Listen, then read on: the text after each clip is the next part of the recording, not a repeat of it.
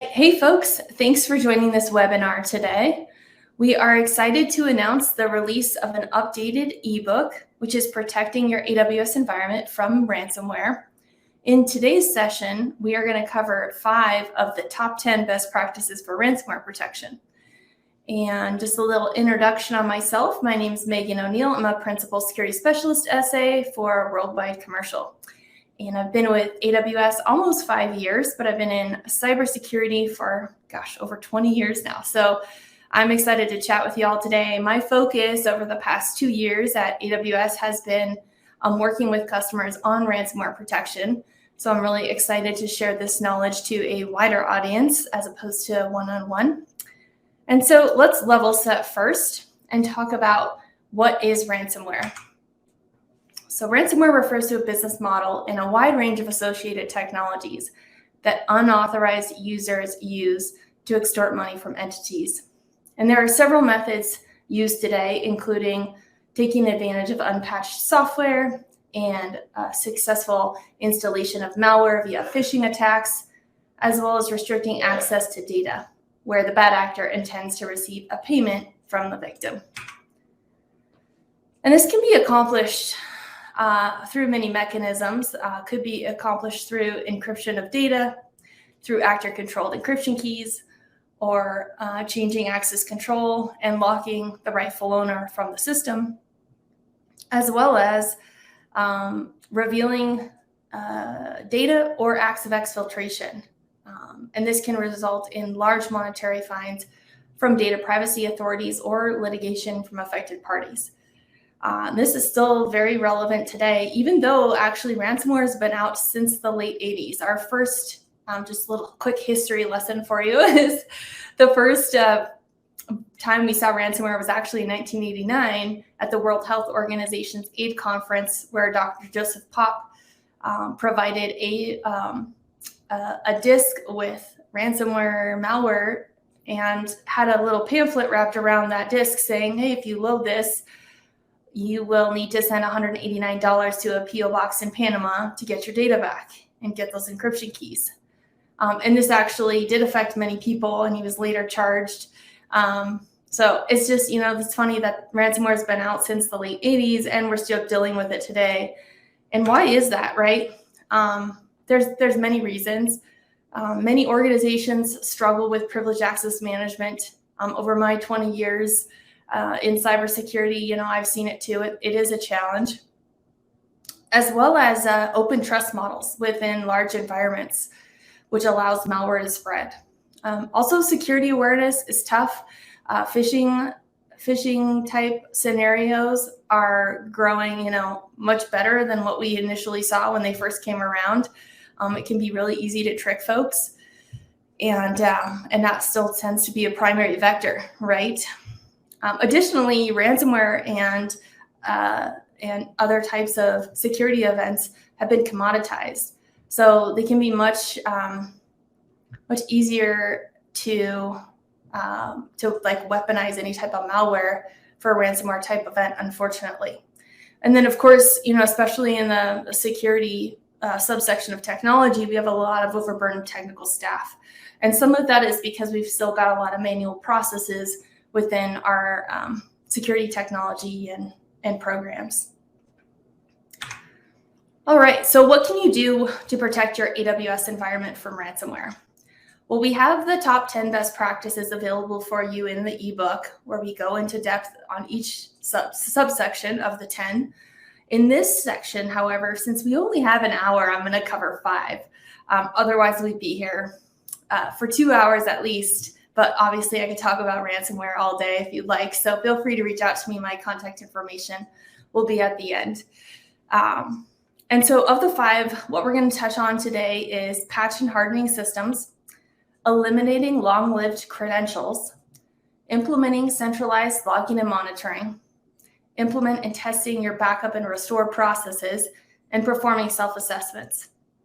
So let's get right into it, starting with section 2, which is patch and harden systems. And so what we're going to cover in this section is utilizing Amazon Inspector to perform vulnerability management, utilizing Systems Manager, Patch Manager to patch your systems, and apply OS and application hardening and configuration. All right, so let's talk about Amazon Inspector. Amazon Inspector has actually been around for a while, but we've actually re-released it about 2 years ago, I believe. And its new version is actually, we got a lot of feedback from customers on what they wanted to see improvements from the Inspector platform, and we've completely revamped it. And there's several features that I want to make sure you are all aware of and that you know it's a newer version. The old version of Inspector is still out there, of course, but the new version has a lot of benefits and can really help you understand your vulnerability management posture across your EC2 instances. So a couple things that are different: single-click enablement with AWS organizations. So you immediately have the integration if you have a large multi-account environment where you're using organizations. It is integrated with the Systems Manager agent. So we do not require a separate agent for install. And we cover most common operating systems, and we consolidate findings across accounts and resources. So if you have a delegated administrator account for Inspector, you can see all of those findings across your accounts and resources. Now, if you have Systems Manager agent enabled and you've got the instance profile that allows Inspector to communicate, and you've enabled Inspector, Inspector will actually automatically discover resources. So as soon as it has those three key areas, it'll start providing those findings and tell you if there's vulnerabilities in your environment right away. So there's no, click to scan or anything like that. It actually does continual vulnerability and network reachability scanning. The other very cool thing about Inspector is it provides contextualized risk scores. So based on where it is from a network reachability perspective, so say the instance is in a public subnet, it's going to give it a higher score based on if you've got a higher score vulnerability, or based on the score of that vulnerability, it'll push up the score and provide that context as far as, this machine is potentially, easier to attack based on it being in a public subnet. So these vulnerabilities are a higher risk. And those are just a couple of things. Obviously, I could spend a full hour just talking about Inspector. The one last thing before we move on is that it also integrates with Security Hub. So if you're a Security Hub user, which is our cloud security posture management tool, you can pull in Inspector findings automatically into Security Hub and use Security Hub as that single pane of glass to view all of your security findings. All right. And so let's talk about Systems Manager. As we mentioned before, with Inspector integrates automatically with Systems Manager, uses that same agent. And a lot of customers that are heavy on the EC2 side use Systems Manager to do various management operations and security functions. I refer to it as a Swiss Army knife of EC2 management.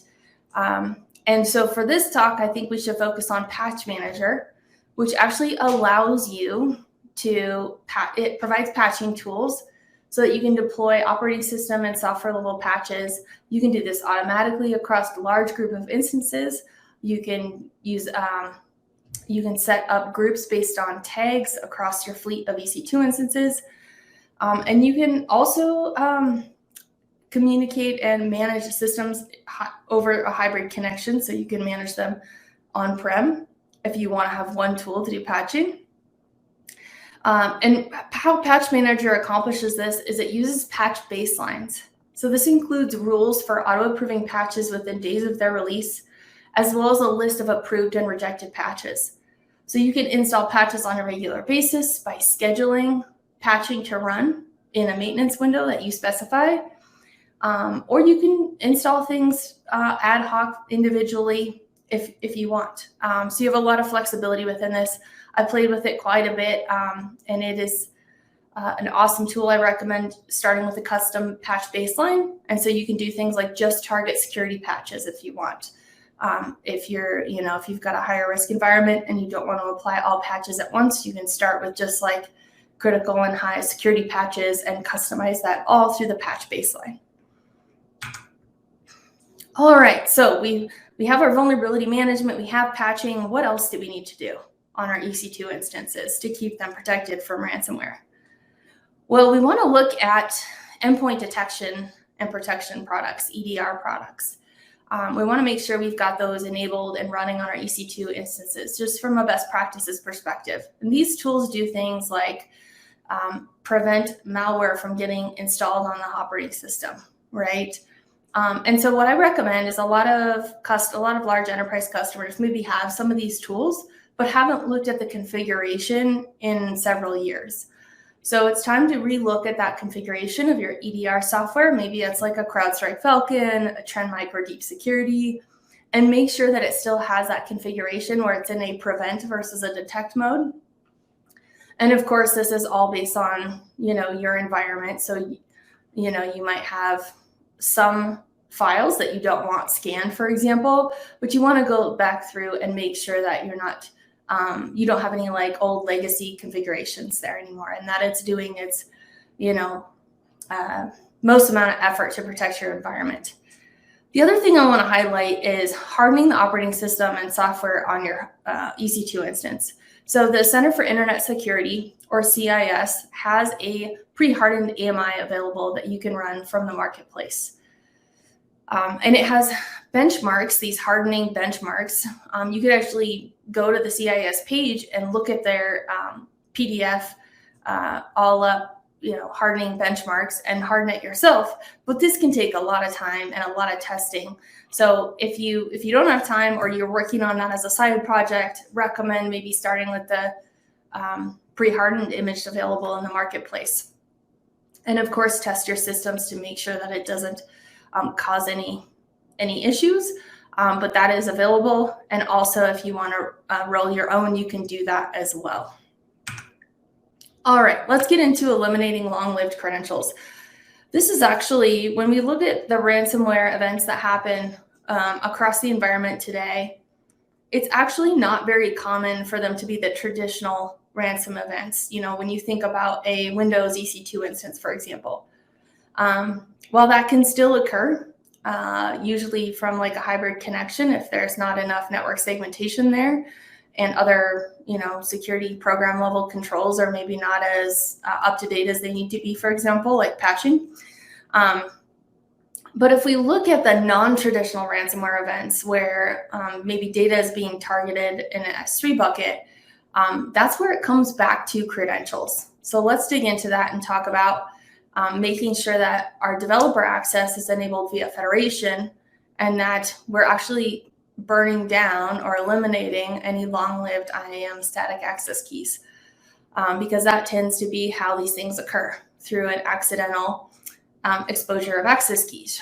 And then let's look at the IAM Roles Anywhere, which is a new function of a new feature of IAM that came out at Reinforce that I think is one of the most underrated features that the identity team has produced as of late.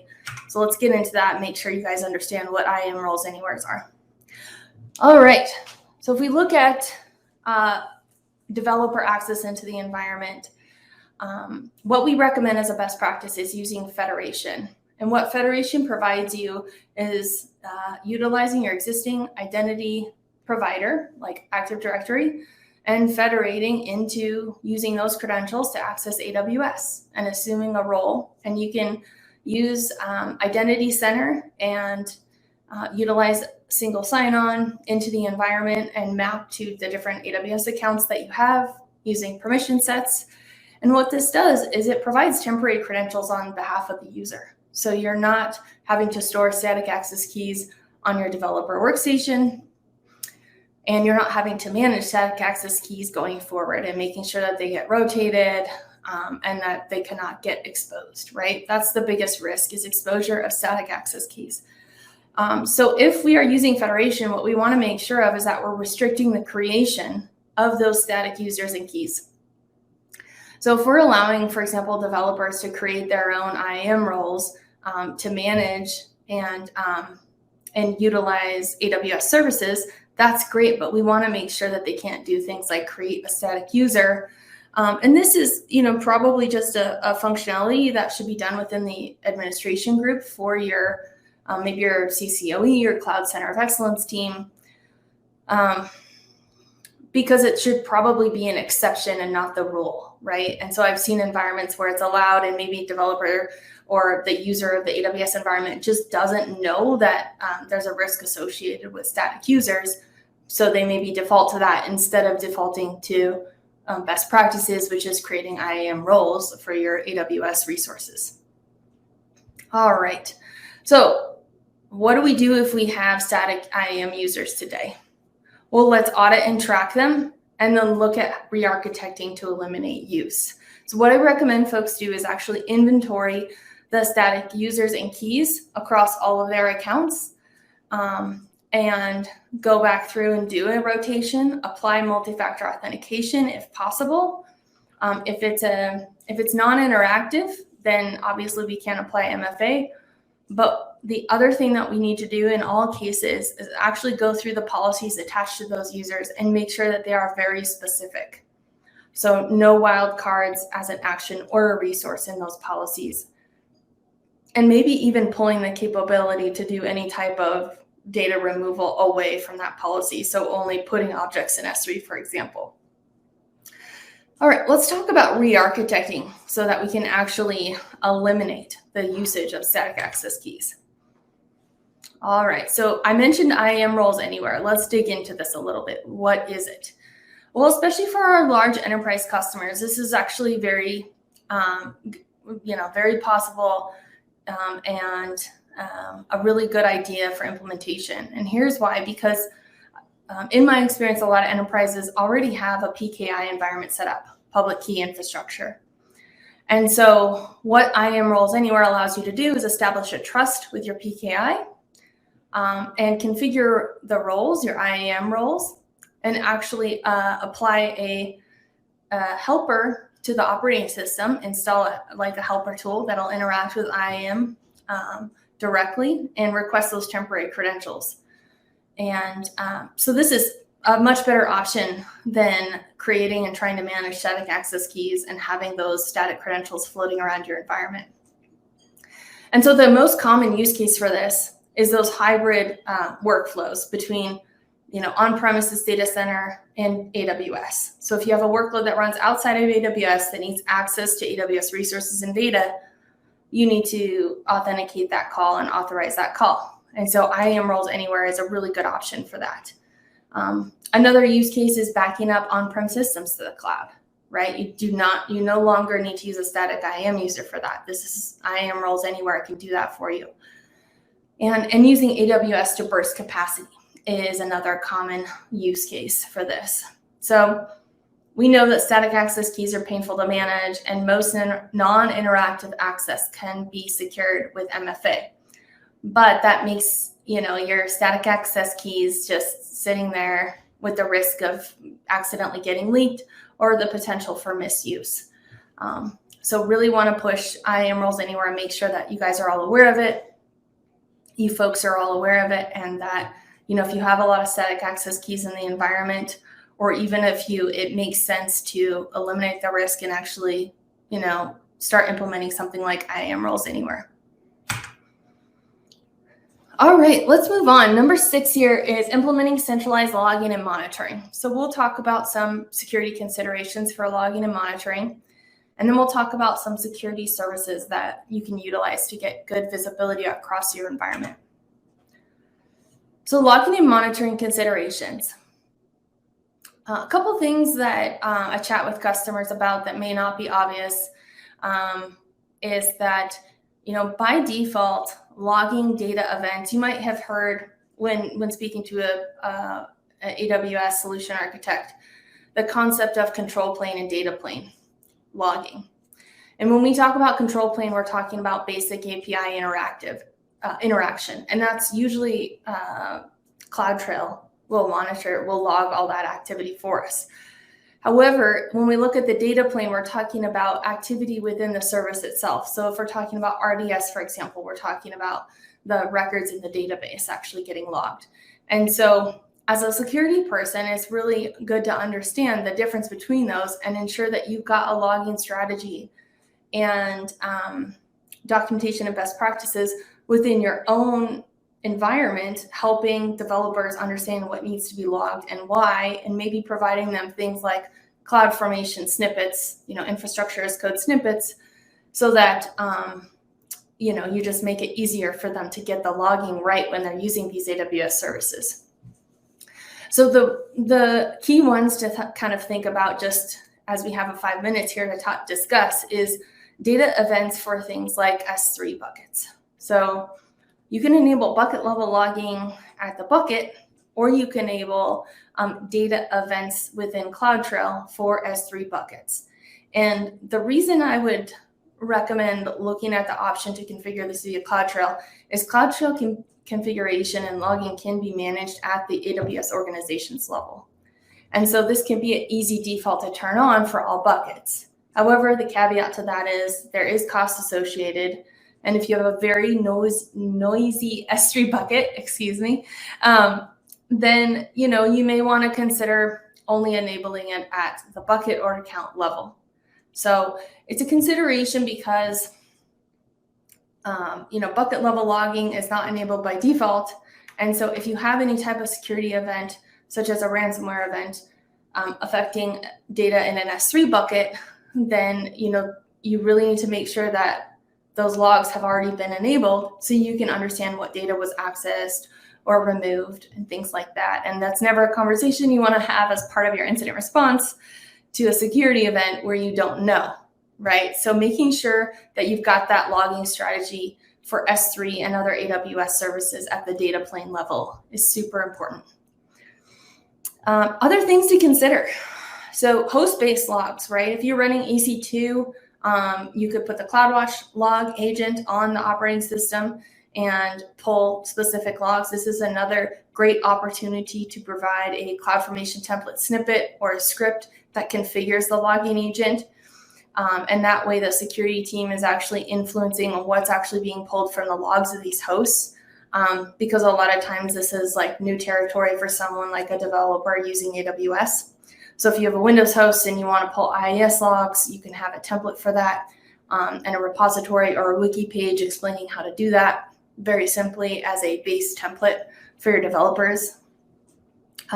ELB access logs. If you have any type of security event coming from the internet, you've got a load balancer in front of an EC2 instance.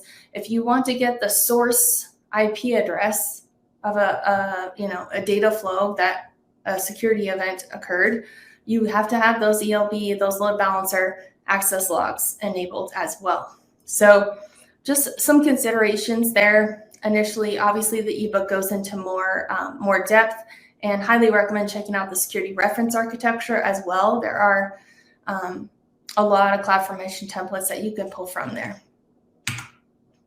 All right, so let's talk about getting the overall visibility from a security perspective across our AWS environment. So in the middle of this diagram, you'll see Security Hub. And I mentioned Security Hub before. It provides you that comprehensive view of the security state within your AWS environment, as well as compliance with security standards and security best practices. Highly recommend enabling the AWS Foundational Security Best Practices.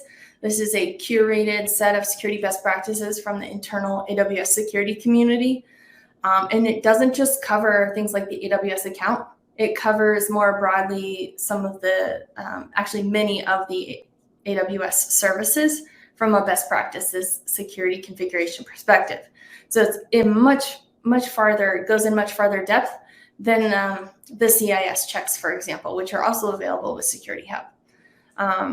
All right, so what else does Security Hub do? It is actually pulls in findings from many of the AWS security services, actually most of them. So you'll see up on the left, we've got Guard Duty Inspector, Macie, Access Analyzer, Firewall Manager.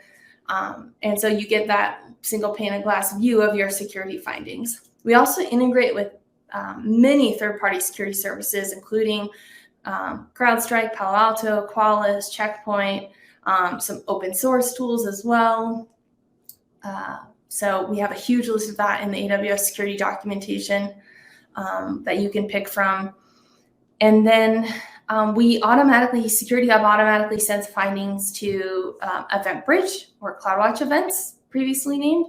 And you can do things like automatically remediate based on a security finding. So if you have an open security group, for example, and you want to change it so that it only allows something like RDP or SSH from an internal IP address instead of the internet, for example, or if you want to do things like page someone that's on call if you're using PagerDuty, or open a Jira ticket or a ServiceNow ticket, or Slack notify your security team in their channel in Slack, for example. The other really cool thing you can do with Security Hub is actually investigate using detective. So if it's a guard duty finding, for example, that you're looking at in Security Hub and you want to dig into that, you can use detective to investigate further. And what detective does is it provides you with additional information around the time of that security event. For example, if you had a security event that was associated with static IAM credentials, detective would pull all the log data, like the telemetry data about that, and tell you what other API calls did that credential or did that IAM user make, and were they success or failures? What was the timeline associated? And then you have control over that timeline if you want to go back or forward, things like that. So I think of it as like the incident helper, right? These are kind of some of the first things you would ask yourself when you're investigating a security event, and detective is going to help make that data available to you much faster than if you were to write custom queries on the fly. All right, number 7, implement and test backup and restore processes. So we'll talk a little bit about some of the best practices for backup and restore. We'll talk about setting up a secure backup strategy, and then using managed data and database services, as well as lock features to help protect your environment from ransomware. So from a best practices perspective, we always recommend that customers categorize their applications based on criticality. It just becomes extremely overwhelming and expensive if we don't categorize and really put our applications in the right amount of backup strategy. So if we have RPO and RTO, which is like the ability to, recovery point objective, recovery time objective. So how old is our data and how quickly can we get it back online? If we apply that same strategy or one strategy across all of our applications, it can just be extremely expensive, right? And there are several different tools within AWS that can help, whether you're on-prem, in cloud only, or a mixture of both. And we'll talk about those as well. But really making sure that we've done that categorization and that we have a couple strategies that apply to those categorizations to make it, financially viable to actually implement our backup and perform our restore processes. Obviously, I think one of the things that a lot of teams overlook is creating detailed playbooks so that we don't have to have just that one IT person that has done this many times, right? Like they're on vacation when we actually have a disaster type event or a security event where we need to do a full restore, but we have documented the steps to do that restore process in a playbook type format. And that way it's consistent no matter who runs it. And, we can test this over time. Periodically, we run through these tests and we make changes to that playbook over time so that it doesn't get stale. That may sound like, a lot of work, but I guarantee you in the event that you actually need to do a restore, testing and refining that playbook is actually going to be the most valuable and, going to provide that seamless experience when it comes down to it. Also recommend storing backups and images in an isolated account with minimal access. And for those that haven't heard of AWS Backup, we have a service that actually does this for you. It provides an isolated account and a separate access control policy that you can apply for who can manage backups and perform restores. So highly recommend checking out AWS Backup if you don't have a solution existing today that you're happy with. And then having backup service in the cloud. If you have on-prem environment, it's You can use things like storage gateway to store your data in something like S3, or even have a mix of the most highly accessed data available in an appliance that's closer to your environment, and then storing maybe more cold storage in something like an S3 or a Glacier. And that really kind of removes the data, isolates it further from maybe the source of any type of a ransomware event. All right, so from an architecture perspective, what does this look like? If you were to build it yourself and not use something like an AWS Backup, which we have worked with customers and helped them build, would be creating a separate set of AWS accounts.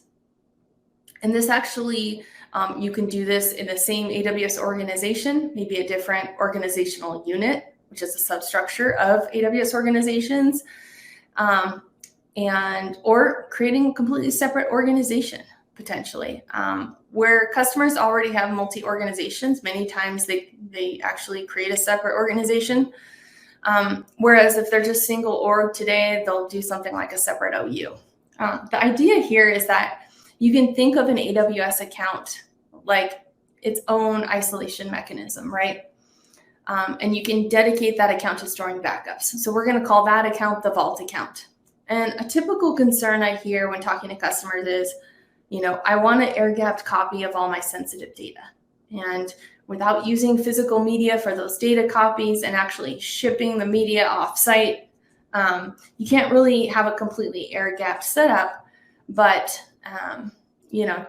there is a more practical way of doing this, and that is, pulling backups from your data centers, maybe third-party cloud providers, other AWS accounts, pulling that backup data into a staging account, and then creating that automation to pull the data in from a known good location into the vault account, and then applying those security controls on that vault account, something like a S3 object lock, for example, which is going to provide write once, read many. So to prevent any kind of accidental or malicious deletion of those objects, and doing things like having a separate identity profile for who can access these environments. So maybe a subset of your administrators, MFA required on login, as well as federation, and having a separate policy attached where only certain services can be used, maybe a more lockdown service control policies within organizations. So we're only allowing the automation and S3 usage, for example, just to prevent any type of other type of activity that's not expected. And things like alerting on any type of access to the account, because it should be a set and forget as far as initial automation. But if we see folks logging into these accounts, it's a bit of a red flag, right? Because this is set it and forget it. And then, to do things like test the restore process, rehydrate that data, also have an account for your security folks to pull data so that they can analyze it for how far back you need to go. Let's say there is a security event, right? You can have a Vault Forensics account and have any type of forensic software installed on an EC2 instance, for example. Maybe it's in a shutdown state, so you're not paying for it 24/7, but it's there so that you could bring it up on the fly, pull data down, and actually do some analysis. And then that recovery account is also pre-built so that you can do your test your restore processes and make sure that those playbooks are defined and well operating. So this is definitely a do-it-yourself type of architecture. AWS Backup provides a very similar capability, but more in a managed setting. And so wanted to make sure folks were aware of this as well.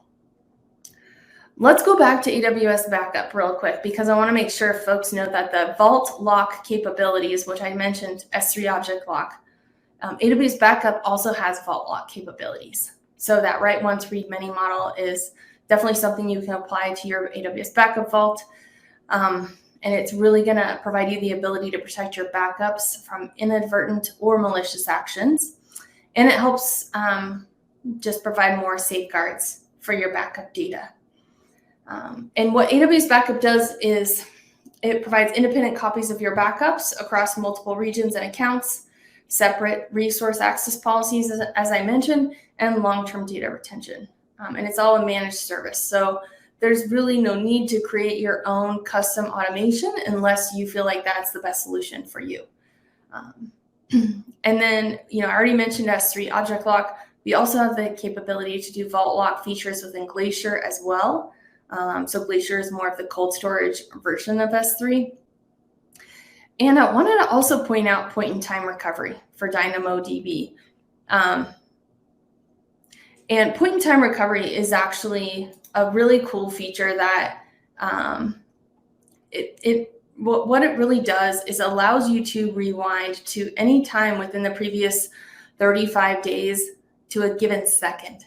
So if someone accidentally writes or deletes data, you can actually rewind and do that point-in-time recovery immediately, and it's not going to actually affect your performance of your database, of your DynamoDB tables. So really cool features at the database data store level are things like point-in-time recovery. There's other features like database cloning in Aurora that allows you to do a full clone of your database. So there's things like that you can do that maybe are a part of your backup and recovery strategy as well, but don't require like a full disaster, for example, or a full event to be kicked off. Maybe this is a subset that gets your data back much faster than having to go through a full infrastructure level DR event. All right, the last item here is perform self-assessments. And this is really important because a lot of times, as technologists, we get wrapped up in like, oh, we're deploying this new service. We got to get it out the door. Maybe, we've initially done a security assessment months back and we're time to release and the system has changed quite a bit. So how do we make sure that we're putting out, secure, well-architected systems before we deliver? And what I recommend customers do is actually going through and setting up a well-architected review before they go to production. And including this in your SDLC processes, your secure delivery lifecycle processes. And the reason that is well-architected covers several pillars, including operational excellence, security, and these are things that we want to make sure any production application is running well and has best practices applied. And the well-architected assessment is available in the AWS console. So it's all self-service. Customers can do this. You folks can do this yourselves. And it's a good step to make sure that we're not putting out, systems and resources that aren't following best practices. Also, I mentioned Security Hub, AWS Foundational Security Best Practices earlier. And this is something that, you can also use it as a self-assessment. When you turn on the Foundational Security Best Practices check, it'll give you a security score and start scanning your environment immediately for anywhere that you have configuration that's not following best practices based on the approved services that the Foundational Security Best Practices is checking for. And this is something that, we manage, the Security Hub team manages and keeps it up to date over time. So as new best practices come out, we update this standard so that you're not having to write things like custom config rules. We're doing this on your behalf. So highly recommend, getting a baseline security score and then driving that number up and really, reviewing any of the failed checks, making sure that we don't have anomalies and resolving those issues. We also have some open source tools that are available. There's Prowler and Scout Suite. Check those out if you want to go the open source route. Prowler is an excellent tool. It's a great option as well if you want to go the less managed route. But definitely you want to use something like a Security Hub or a tool that you're checking that you're following best practices from a security perspective, so that you've got that visibility that you need across your AWS and organization's environment. Awesome. Well, thank you so much for attending the webinar today. I hope you learned something. You can check out more AWS ransomware resources at the website linked below, as well as Security Resources Hub, which provides a lot of information for learning. So if there's something I mentioned that you want to go deeper in, there's the security learning site, the security resources hub. We also have a ransomware risk management that's mapped to the NIST CSF, which a lot of folks within the US use the NIST CSF cybersecurity framework. So you can check that out as well. And we have more information on the well-architected framework, the security pillar specifically. So the ebook will be on our ransomware resources page. Please check that out and learn the other 5 of the top 10 best practices for ransomware protection. And thank you so much for attending. I hope you guys have a great rest of the day.